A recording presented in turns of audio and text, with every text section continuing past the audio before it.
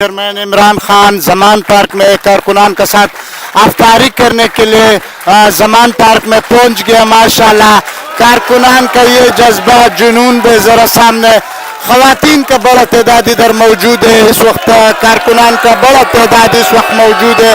ये मनाजर आपको दिखा रहा है IK टुडे यूट्यूब चैनल बराह रास्त जमान पार्क से।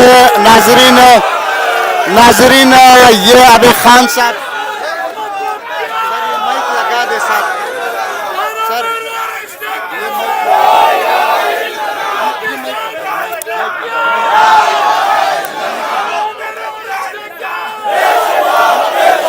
तुम्हारे पास 2 कैमरे होने चाहिए, 2-3 कैमरे हो ताकि लोगों को एक ही कैमरे से कहाँ आता है।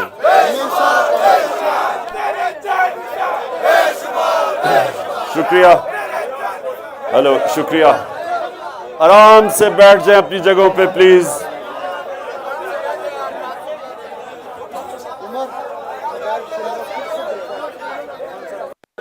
बैठ जाएं आराम से प्लीज।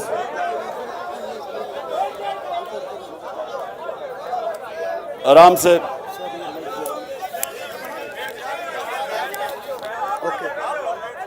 अच्छा अब थोड़ी खामोशी। अच्छा मैं पहले पूछना चाहता हूं कि आप किन किन जिलों से आए हुए हैं। तो पहला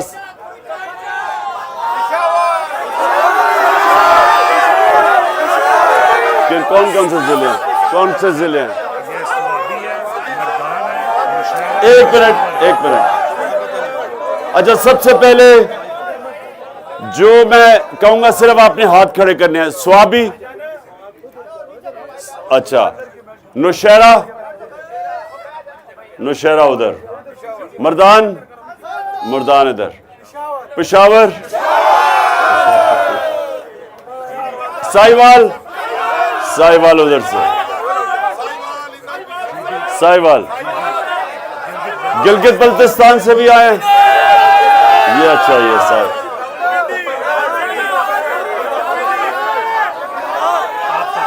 पाकपटन, चकवाल, अच्छा चकवाल। रावलपिंडी से 3 ही हो सिर्फ।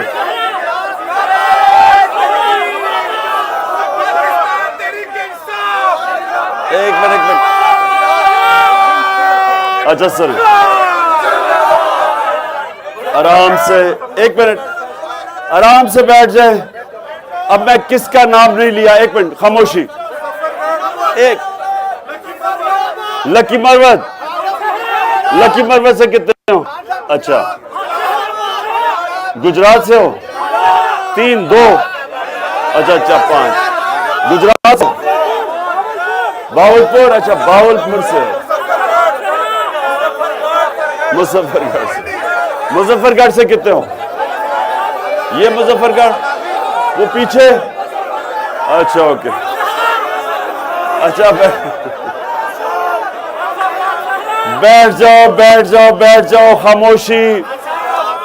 5 मिनट। किधर? खुशाब, अच्छा खुशाब से, माशाल्लाह सारे पाकिस्तान से आए हो। इस्लामाबाद, अच्छा वजीराबाद। बैठ जाओ मेहरबान।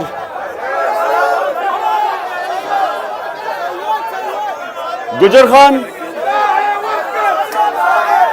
एक मिनट, वो पीछे कौन है? मुझे नेक्स्ट टाइम ना लिस्ट बता देना किधर से आए हुए। ओके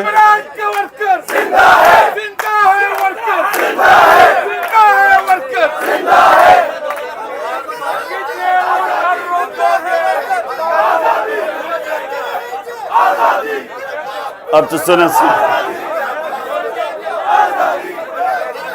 ये क्या है क्या?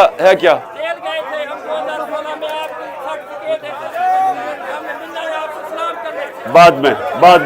अच्छा अब आपने मेरे 10 मिनट आपने मेरी बात सुनी और खामोशी से, खामोशी। 10 منٹ روزے کو کتنا ٹائم ہے؟ 15 منٹ میں روزہ کھل رہا ہے, 10 منٹ میری بات سننی ہے, اور 5 منٹ پھر روزے سے پہلے ہم نے اللہ سے دعا کرنی ہے. اچھا اب آرام سے سنیں, خاموشی خاموشی. اچھا اب سننا آپ نے بعد میں. اس وقت آپ اس تحریک کا حصہ ہو, خاموشی, آپ اس تحریک کا حصہ ہو جو پاکستان میں حقیقی آزادی کی جدوجہد لڑ رہا ہے. آزادی 1947 میں ملی تھی انگریز سے.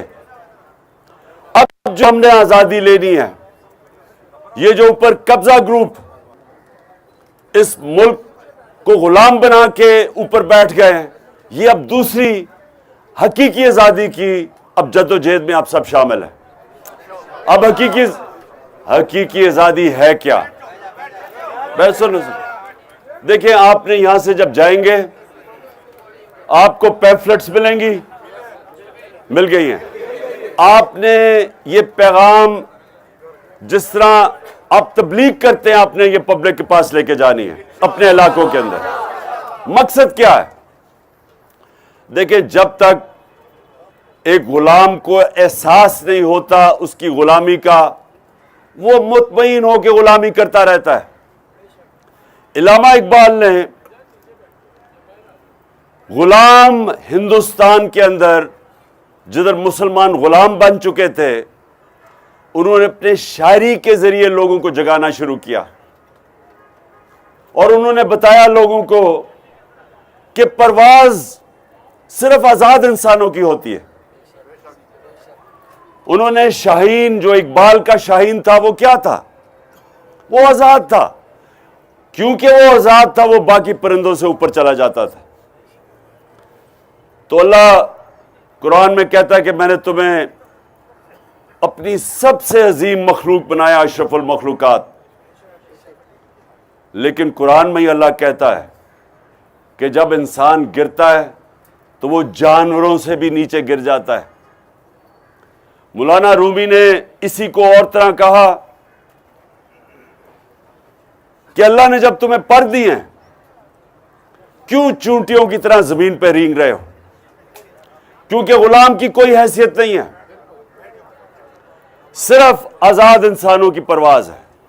تو اس لیے جب ایک مسلمان اپنی آزادی کے لیے لڑتا ہے تو اس کو جہاد کہا جاتا ہے. اگر وہ آزادی کی جدوجہد میں اپنی جان کھو جاتا ہے تو اس کو شہید کہا جاتا ہے. تو آپ نے پہلے اپنا سمجھنا ہے کہ یہ سیاست آپ کرنے نہیں آئے, آپ اپنی قوم کو حقیقی طور پہ آزاد کرنے آئے. اس لیے اب آپ نے سمجھنا ہے آزادی ہے کیا. آزادی آتی ہے انصاف سے. نبی صلی اللہ علیہ وسلم نے مدینہ میں عدل اور انصاف دے کے انسانوں کو آزاد کیا تھا. اگر آپ کو انصاف ملتا ہے تو جو آپ پنجاب میں خاص طور پہ, لیکن سارے پاکستان میں بھی, یہ تھانہ کچہری پٹواری کیا چیز ہے؟ یہ لوگوں کو غلام بننے کی ایک طریقہ ہے. یورپ میں کیوں نہیں تھانہ کچہری پٹواری کا ایشو؟ کیونکہ وہ انصاف ہے. یورپ میں کیوں نہیں قبضہ گروپ؟ امریکہ میں کیوں نہیں؟ کیونکہ قبضہ گروپ کمزور کی زمین پہ قبضہ کرتا ہے. جب انصاف ہوتا ہے تو انصاف جب معاشرے میں ہوتا ہے, کمزور کو طاقتور سے قانون حفاظت کرتا ہے اس کی. اس لیے وہاں کوئی کسی بیوہ کی زمین پہ قبضہ نہیں کر سکتا, کیونکہ وہاں انصاف ہے. اس لیے نبی صلی اللہ علیہ وسلم نے مدینہ میں سب سے پہلے انصاف قائم کیا تھا, لوگوں کو آزاد کیا تھا, محروم طبقے کو کھڑا کر دیا تھا. جب ایک حضرت عمر کے دور میں ایک شہزادہ جب طواف کر رہا تھا, ایک غلام کا پیر آ گیا اس کے چوغے پہ, اس نے اس کو تھپڑ مارا, وہ حضرت عمر کے پاس چلا گیا. حضرت عمر نے دونوں کو بلایا, اس سے پوچھا کہ تم نے اس کو تھپڑ مارا تھا, اس نے کہا پیر اس کا میرے چوغے پہ آ گیا. غلام کو کہتے ہیں واپس اس کو مارو.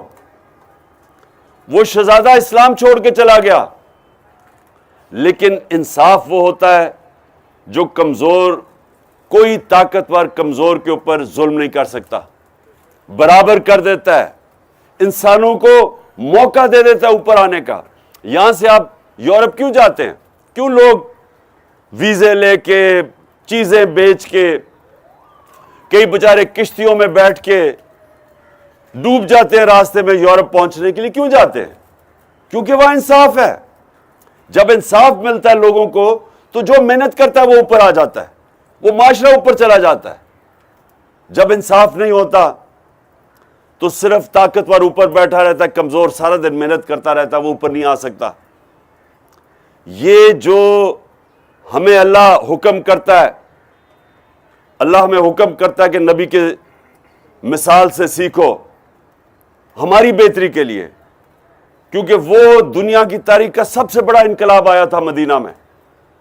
وہ جن کی حیثیت نہیں تھی انہوں نے دنیا کی امامت کی.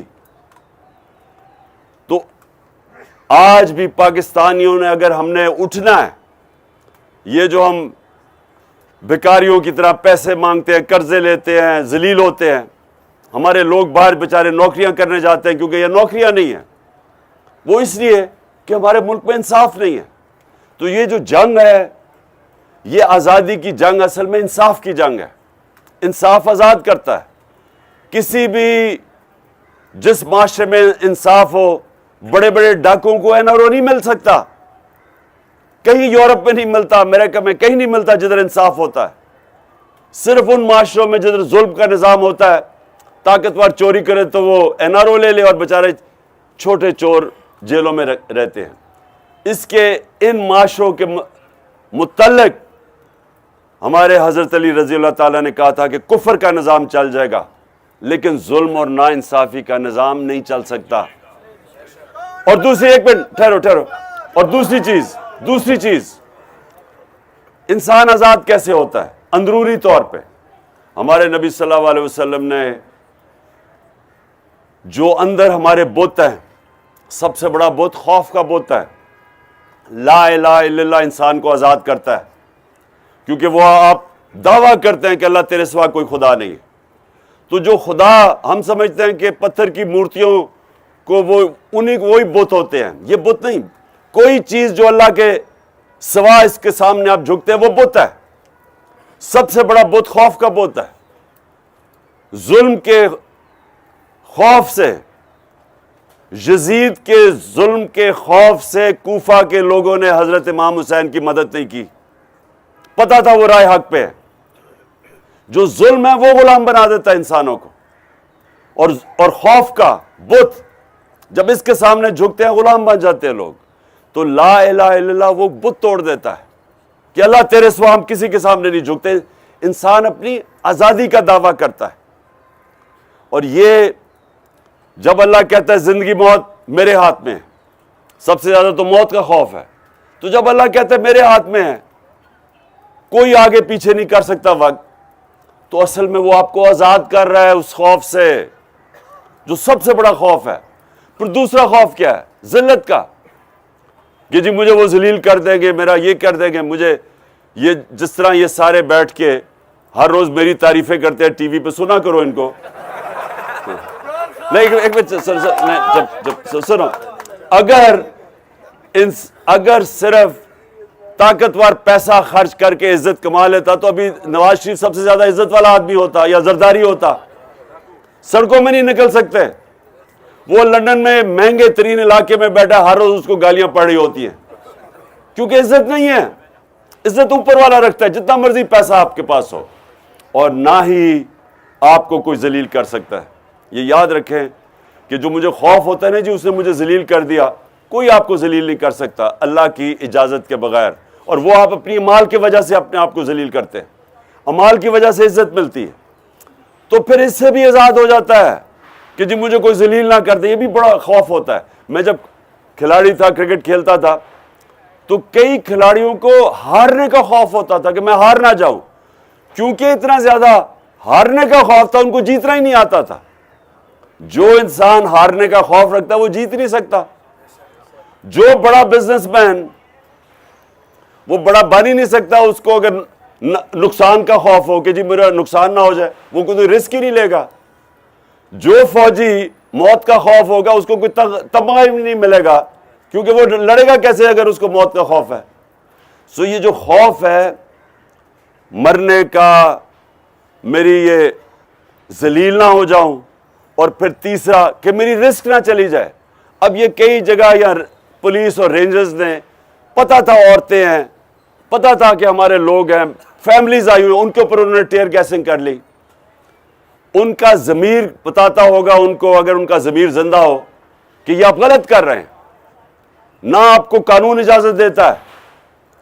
کون سا قانون اجازت دیتا ہے؟ آپ دیکھ رہے ہیں کہ وہ لوگ پرامن بیٹھے ہوئے ہیں, وہاں فیملیز ہیں. کون اجازت دیتا ہے آپ ان کے اوپر ٹیئر گیسنگ کریں اور ان کو ماریں اور ان کو تکلیف پہنچائے؟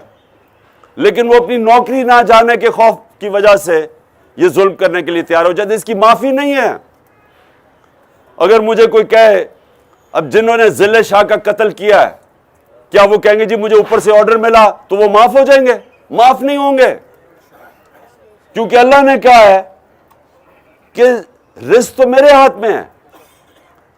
تم نے جتنا زندگی میں کماؤ گے وہ تو اللہ نے فیصلہ کرنا ہے. آزاد کر دیتا ہے یہ نوکری کی غلامی سے, کہ نوکری بچانے کی وجہ سے جو جو لوگ اپنا ضمیر بیچتے ہیں, اس کی معافی نہیں ہے.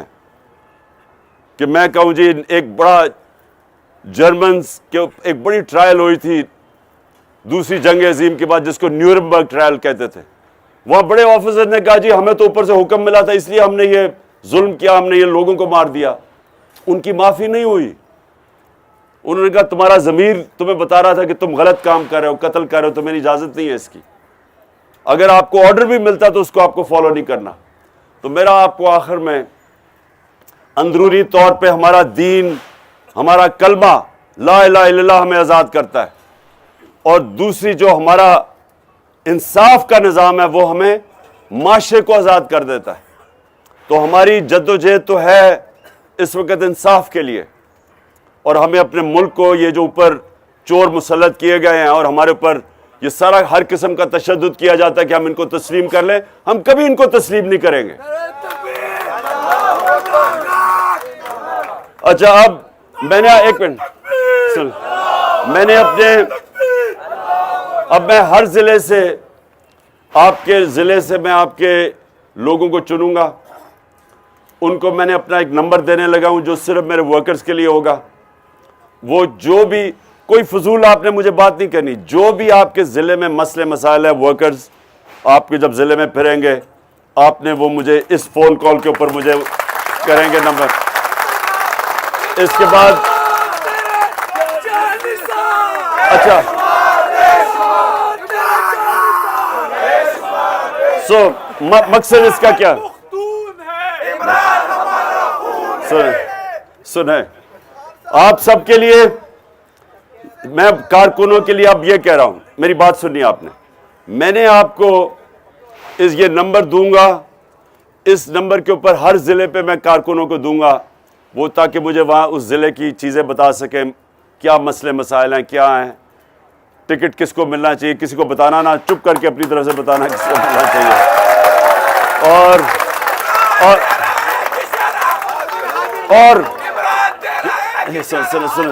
سنیں ٹائم, روزہ کھلنے لگا ہے, سنیں, کتنا 3 منٹ رہ گئے, ابھی دعا بھی کرنی ہے آپ نے. اچھا روزے سے پہلے, روزہ کھولنے سے پہلے آپ نے سب نے دعا کرنی ہے, اللہ سے مانگنا ہے اپنے آپ کو آزاد کرنے کے لیے, اس ملک کو ایک وہ ملک بنانا جدھر باہر سے لوگ پاکستان میں نوکریاں ڈھونڈنے آئیں, وہ ملک بنانا ہے ہم نے انشاءاللہ. اور جس میں سب سے بڑی بات یہ کہ عام آدمی کی عزت ہو, عام آدمی قانون کے سامنے, طاقتوروں کے سامنے بھی کھڑا ہو تو اس کو انصاف ملے. جس طرح حضرت علی رضی اللہ تعالیٰ ایک یہودی سے, خلیفہ ہوتے ہوئے یہودی سے کیس ہار جاتے ہیں, وہ تھا مسلمانوں کا انصاف جس کی وجہ سے وہ دنیا کی امامت کی. تو انشاءاللہ آپ نے ابھی دعا کرنی ہے, 2 منٹ رہ گئے, نمبر میں دوں گا اس کے بعد, میں یہاں سے علی کو اور اس کی مدثر کی ڈیوٹی لگاؤں گا کہ آپ کے چن چن کے ہر لوگوں کو نمبر دے تاکہ مجھے آپ کی فیڈ بیک ملے. آپ نے پیمفلٹس اپنے علاقے میں جا کے تبلیغ کی طرح لوگوں کے اندر بانٹنی اور ان کو لوگوں کو سمجھانا ہے. یہ والی پیمفلٹس ہیں آپ نے سب کو دینا ہے. بیٹھ کے اب دعا کر لیں. تم نے